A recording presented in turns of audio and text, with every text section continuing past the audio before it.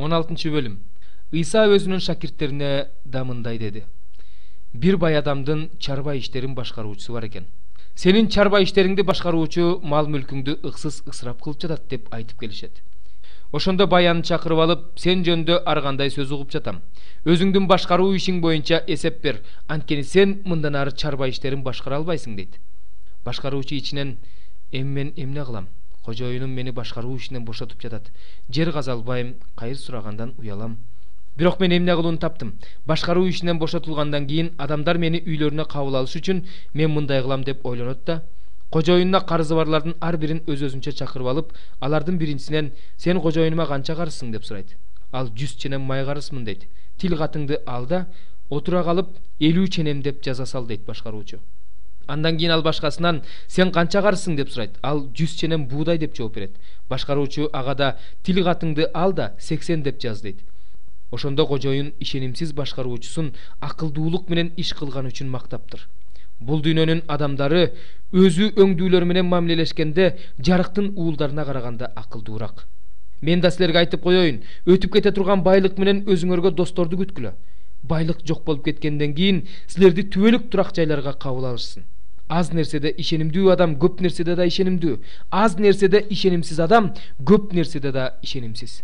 Эгерде силерге өтүп кете турган байлыкты ишенип тапшырууга болбосо, чыныгы байлыкты ким ишенип тапшырат? Эгерде силерге башкалардыкын ишенип тапшырууга болбосо, анда өзүңөрдүкүн ким берет? Эч бир кул эки мырзага кызмат кыла албайт. Бирин жек көрүп, экинчисин жакшы көрөт. Бирине жан дили менен берилип, экинчисин барка албайт. Бир эле учурда Кудайга да, байлыкка да кызмат кыла албайсыңар. Мунун баардыгын байлыкты сүйгөн фарисейлер да угуп, Исаны мазактап күлүштү.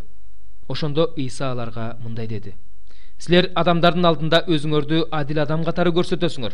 Бирок Кудай силердин жүрөгүңөрдү билет. Анткени адамдар жогору баалаган нерсе Кудайдын алдында жийиркеничтүү. Тоорат жана пайгамбарлар китептери жаканга чейин болгон. Ошол убакыттан бери Кудайдын падышачылыгы жөнүндөгү жакшы кабар жарыяланып келе жатат. Бул падышачылыкка ар бир адам күч жумшап кирет. Бирок мыйзамдын бир белгиси жоголгонго караганда, асман менен жер оңой жок болот. Аялын кетирип башка аял алган адам ойноштук кылган болот. Күйөөсү кетирип жиберген аялды алган адам да ойноштук кылган болот. Бир бай адам болуптур. Ал кочкул кызыл кылторкодон жана зыгыр бууласынан кийим кийип, күн сайын укмуштуудай той өткөрчү экен. Анын дарбазасынын алдында бүт денесин жара баскан Лазар деген кайырчы жатчу. Ал бай жеген тамактын калдыгына зар болчу. Иттер келип анын жараларын жалачу. Бир күнү ошол кайырчы өлүп, периштелер аны Ибрайымдын кучагына алып барышат.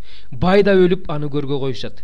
Өлгөндөр жаткан жайда кыйналып жаткан ошол бай адам башын көтөрүп, алыстан Ибрайымды жана анын кучагындагы Лазарды көрөт. Ошондо ал болгон күчү менен Ибрайым ата, мага райым кылып Лазарды жиберчи. Ал бармагынын учун сууга малып, тилимди сууласын. Анткени мен бул жалындаган отто азап тартып жатам деп кыйкырат. Бирок Ибрайым ага, балам, сен өзүңдүн жакшы үлүшүңдү, жашооңду алганыңды. Ал эми Лазар албаганын эстечи. Азыр болсо ал бул жерде сооронууда. Ал эми сен азап чегүүдөсүң. Анын үстүнө силер менен биздин ортобузда түпсүздүк бар. Бул жактан силерге, силер жактан бизге өтө алышпайт дейт. Ошондо албай, ата, андай болсо сенден суранам, Лазарды атамдын үйүнө жиберчи. Анткени менин 5 бир тууганым бар. Алар да бул азаптуу жайга келбеш үчүн Лазар барып күбөлөндүрсүн деп өтүнөт. Ибрайым ага, аларда Мусанын жана пайгамбарлардын китептери бар. Ошолорду угушсун десе, ал, жок Ибрайым ата, эгерде өлгөндөрдөн бирөө барса, алар тобо кылышат дейт. Ошондо Ибрайым ага, эгерде Муса менен пайгамбарлардын айтканын угушпаса, анда алар өлгөндөрдөн бирөө тирилип барса да ишенишпейт деп жооп берет.